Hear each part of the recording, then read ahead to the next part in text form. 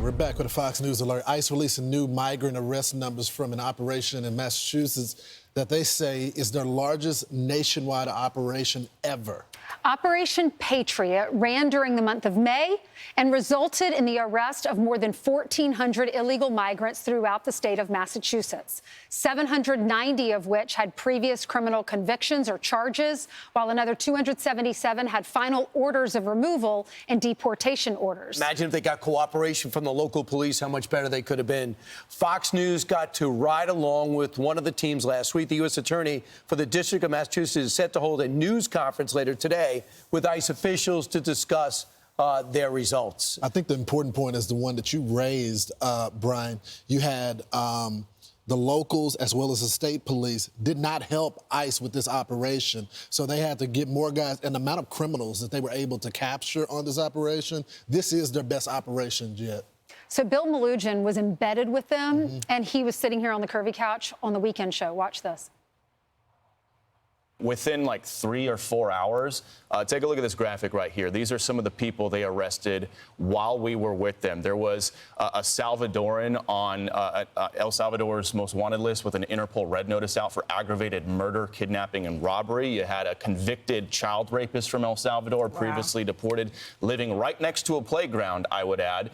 You had another guy arrested for child sexual assault. He was from Colombia. Massachusetts is kind of like the perfect storm of issues because when people get arrested for these heinous crimes out there, they have such low bail. They just release them, and then they don't comply with ICE detainers. So that's what leads to what you're seeing right here.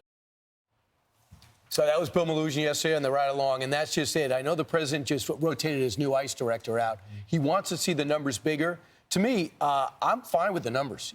Because, number one, he's stopping new people from coming in. They're all running for cover at this point, and we're starting to squeeze it out, starting to squeeze these guys down.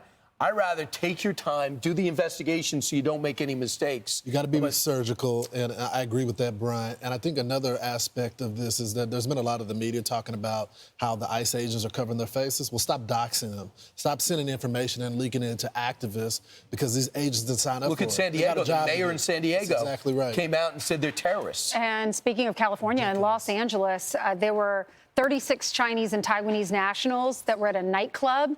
They were arrested. They are not supposed to be in our country. And then also the U.S. Coast Guard, they were able to go in and find the sailboat that was off the coast of California, and on board were 16 illegals from Mexico.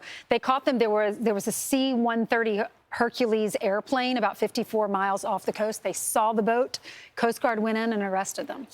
Last thing, you just got to think about it. Okay, we know that Biden was allowing these folks just to come into the country.